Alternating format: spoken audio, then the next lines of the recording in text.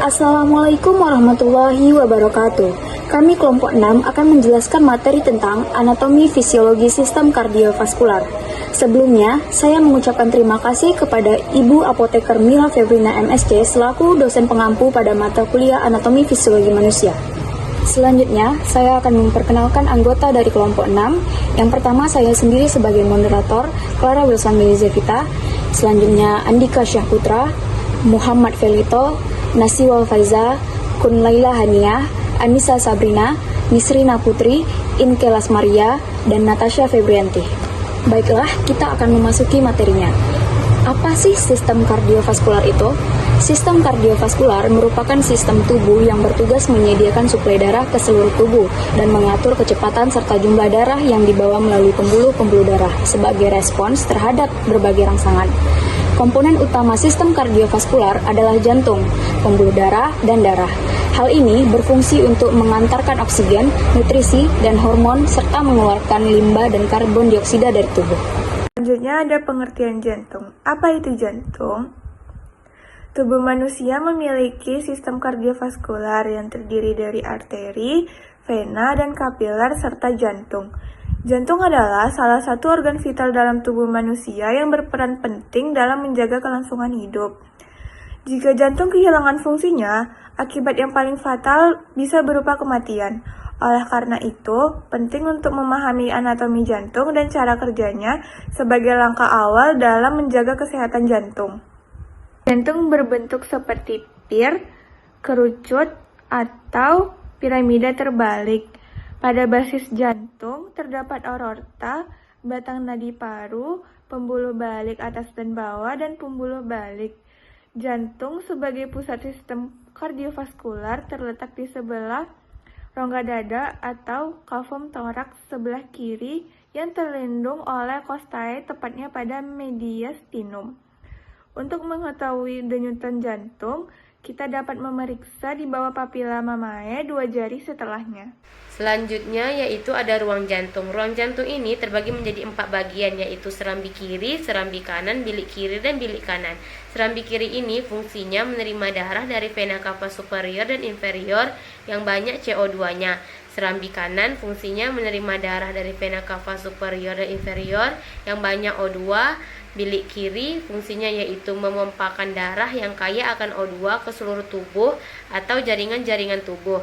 Dan bilik kanan fungsinya yaitu memompakan darah yang kaya akan CO2 ke paru-paru melalui arteri pulmonalis.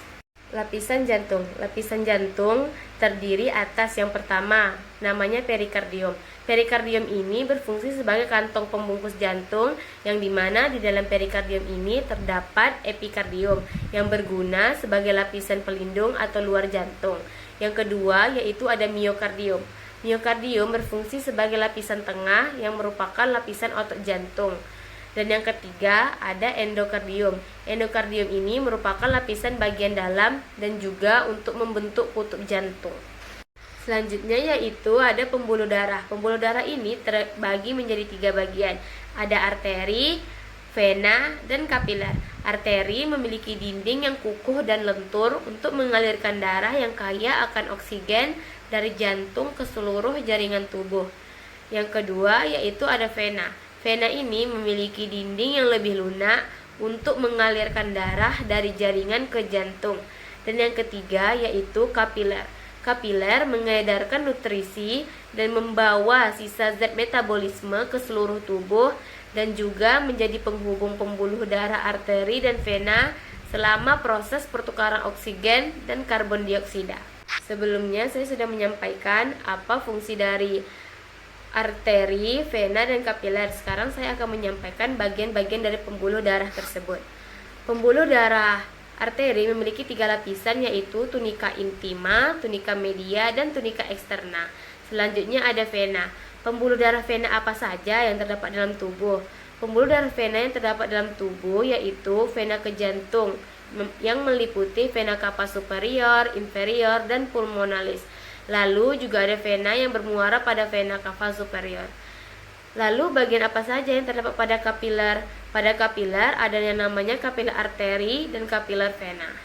kelas selanjutnya, pengaturan sistem kardiovaskular terjadi melalui beberapa rancangan, termasuk volume darah, hormon, elektrolit, osmolaritas, kelenjar adrenal, ginjal, dan SSO.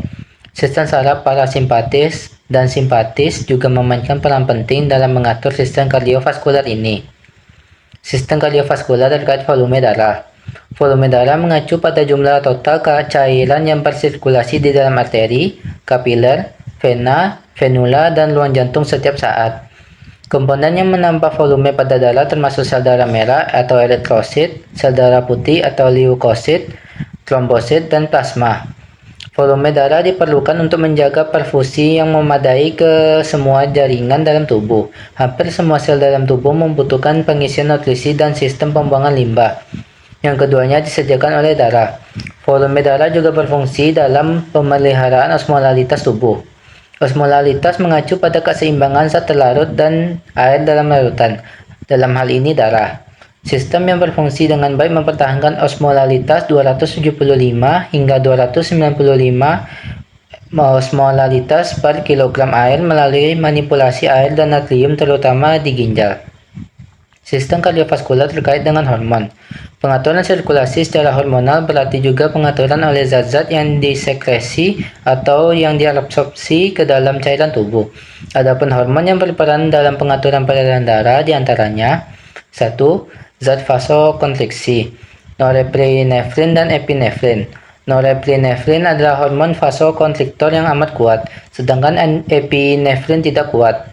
Saraf simpatif dirangsang dan melepaskan norepinefrin merangsang jantung, mengkonstruksi vena, serta arteriol. Adrenal menyekresi norepinefrin dan epinefrin. 2. Angiotensin 2. Hormon antidiuretik lebih kuat daripada angiotensin 2. Dibentuk di sel saraf di dalam hipotalamus otak. Vasopressin meningkatkan reabsorpsi air dari tubulus vena kembali ke dalam darah. 3. Endotelin. Vasokonstriktor kuat di dalam pembuluh darah yang rusak. Rangsangan adanya kerusakan pada endotel, misalnya cedera jaringan, menyuntikkan zat kimia. Selanjutnya, saya akan menjelaskan tentang sistem kardiovaskular terkait elektrolit. Asupan mikronutrien yang tepat seperti mineral elektrolit sangat penting untuk kesejahteraan sistem kesehatan kardiovaskular. Namun, ada beberapa perdebatan mengenai dampak asupan mineral ini melalui makanan dan atau suplemen terhadap risiko kejadian kardiovaskular dan faktor risiko terkait. Ada beberapa kontroversi tentang efek kardiovaskular dan mortalitas semua penyebab dari asupan CA yang tinggi, termasuk tidak ada efek pencegahan atau efek buruk dengan atau tanpa vitamin D. Suplemen kalsium mungkin bermanfaat untuk pencegahan kejadian kardiovaskular dan mortalitas semua penyebab hanya pada individu dengan asupan rendah. Selain itu, asupan kalsium menunjukkan hubungan berbentuk J atau U dengan risiko penyakit kardiovaskular. Selanjutnya, yaitu ada sistem kardiovaskular terkait osmolaritas. Pengaturan mekanisme osmolaritas dilakukan melalui osmoregulasi, yaitu proses pengaturan konsentrasi zat terlarut dalam cairan tubuh. Osmoregulasi dilakukan dengan mengatur jumlah air dan garam-garam dalam tubuh. Berikut beberapa mekanisme yang berperan dalam osmoregulasi. Yang pertama yaitu hormon aldosteron. Hormon steroid yang diproduksi oleh korteks adrenal yang berperan dalam mengatur volume cairan ekstraselular. Sekresi aldosteron terhambat ketika osmolaritas plasma meningkat di atas normal. Yang kedua yaitu hormon antidiuretik yang bisa disingkat dengan ADH. Ini adalah hormon yang berperan dalam mengatur konsentrasi Na secara tidak langsung dengan mengatur penyerapan kembali air. ADH dilepaskan ketika osmolaritas darah tinggi menandakan dehidrasi. Yang ketiga, hipotalamus, yaitu berfungsi sebagai pusat komando untuk osmoregulasi. Sel khusus di hipotalamus yang disebut osmoreseptor merasakan perubahan dalam osmolaritas darah. Yang keempat yaitu ada ginjal. Ginjal berperan besar dalam osmoregulasi manusia dengan mengatur jumlah air yang diserap kembali dari filtrat glomerulus dalam tubulus ginjal. Yang selanjutnya yaitu sistem kardiovaskular terkait kelenjar adrenal. Struktur adrenal dan embriologi kelenjar adrenal adalah struktur retroperitoneal yang terletak di supermedial ke kedua ginjal. Mereka memiliki korteks luar yang berbeda secara fungsional dan medula dalam. Korteks adrenal terdiri dari zona glomerulosa subkapsular 50% dari korteks yang mengeluarkan aldosteron. Zona fasciculata di bawahnya 75% korteks adalah situs utama untuk sintesis glukokortikoid dan androgen. Zona reticularis bagian dalam mengeluarkan androgen, adrenal, dan glukokortikoid. Kelenjar adrenal mengeluarkan hormon yang penting untuk metabolisme pengaturan tekanan darah dan homeostasis natrium dan glukosa.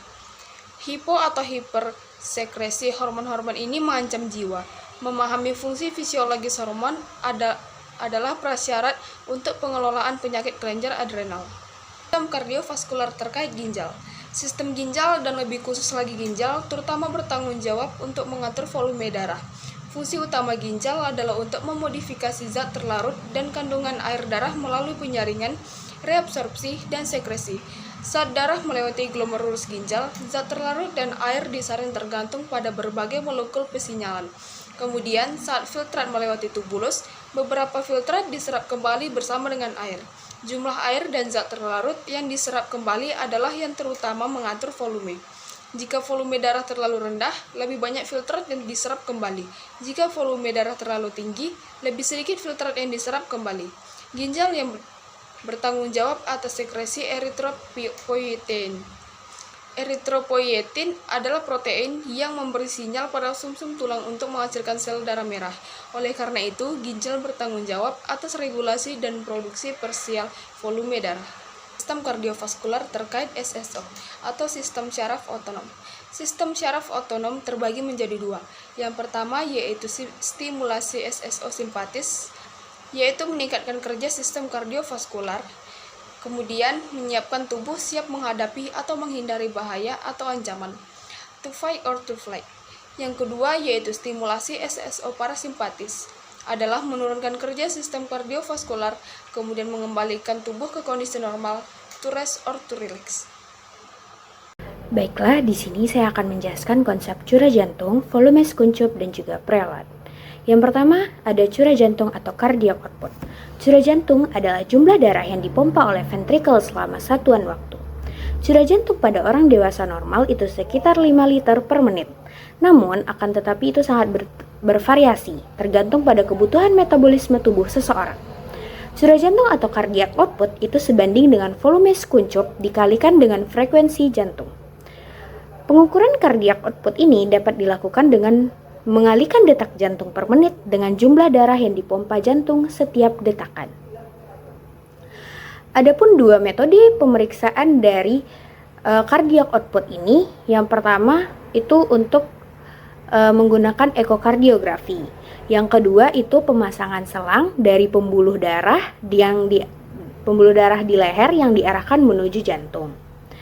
Adapun beberapa faktor yang dapat mempengaruhi curah jantung ataupun cardiac output ini, yang pertama itu adalah faktor usia, yang kedua gangguan irama jantung, yang ketiga tekanan darah yang tinggi, yang keempat anemia, yang kelima stenosis aorta, dan yang keenam hipotiroidisme dan lain-lain. Selanjutnya itu ada volume kuncup. Volume kuncup adalah jumlah darah yang dipompa oleh jantung pada setiap kontraksi. Ada beberapa faktor yang dapat mempengaruhi volume kuncup. Yang pertama itu ada preload. Preload ini adalah derajat peregangan serabut miokardium sebelum kontraksi yang berbanding lurus dengan volume darah yang meregangkan ventrikel pada akhir diastolik. Selanjutnya yang kedua itu ada kontraktilitas. Kontraktilitas ini adalah perubahan kekuatan kontraksi yang terjadi pada tingkat sel dan berhubungan dengan perubahan panjang serabut jantung dan kadar kalsium. Dan yang terakhir ini adalah afterload.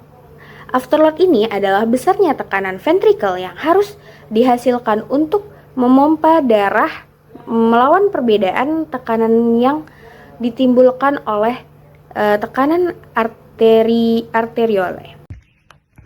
Baiklah, saya di sini akan menjelaskan apa itu preload. Preload jantung adalah tekanan darah pada serat otot di ventrikel jantung pada akhir diastol. Preload jantung sebenarnya diukur sebagai perkiraan yang menunjukkan jumlah volume darah di ventrikel kiri jantung pada titik tertentu dalam siklus jantung, tepat sebelum jantung berkontraksi dan saat jantung terisi dengan darah paling banyak, yaitu pada akhir diastol. Preload adalah derajat peregangan selaput miokardio sebelum kontraksi, yang berbanding lurus dengan volume darah yang merenggangkan ventrikel pada akhir diastolik.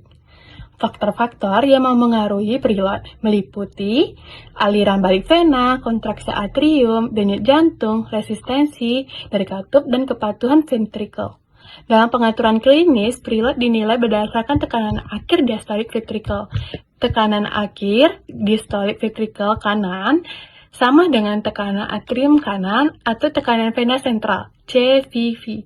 Tekanan akhir diastolik ventrikel kiri sama dengan tekanan atrium kiri. Baiklah, secara singkat, preload jantung adalah istilah yang mengacu pada volume darah yang mengisi ventrikel, ruang pompa utama jantung, sebelum kontraksi terjadi. Dengan kata lain, preload menggambarkan jumlah darah yang berada di dalam ventrikel jantung pada akhir fase diastol. Semakin tinggi preload, semakin besar kekuatan kontraksi jantung, hingga batas tertentu, sesuai dengan hukum Frank-Starling.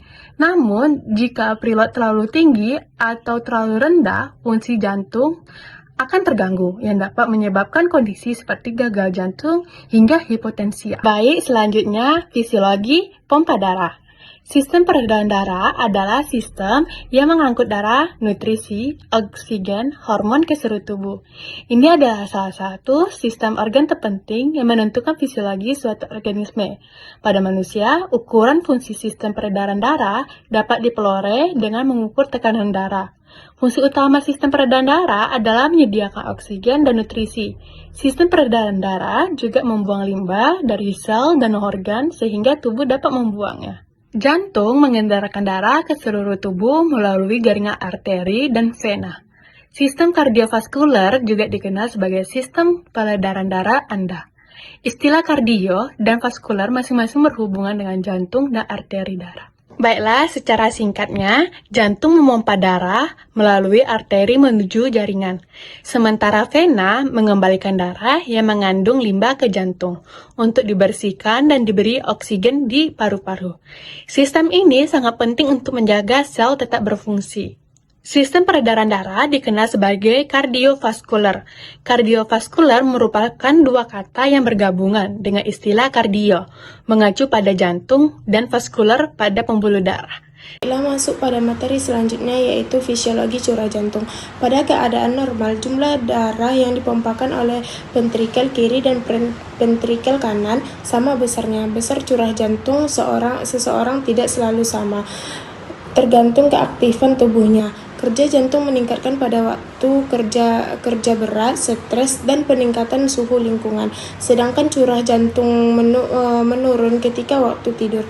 Curah jantung merupakan faktor utama dalam sirkulasi yang mempunyai peran penting dalam transportasi darah yang mengandung sebagai nutrisi. Baiklah, adapun materi selanjutnya yaitu peredaran darah. Peredaran darah ini terbagi menjadi dua bagian. Yang pertama, sirkulasi pulmonal, yaitu peredaran darah kecil.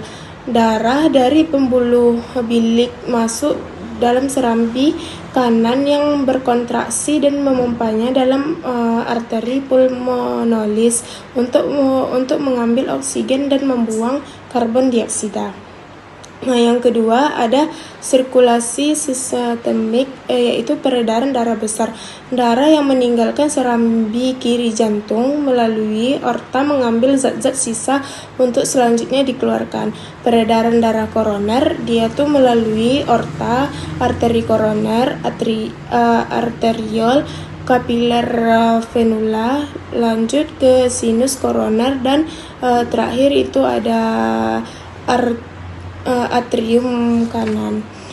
Secara sederhana bisa dilihat sistem peredaran darah itu dari animasi tersebut.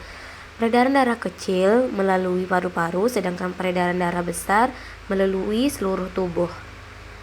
Nah, sekian penjelasan kami tentang materi anatomi fisiologi sistem kardiovaskular.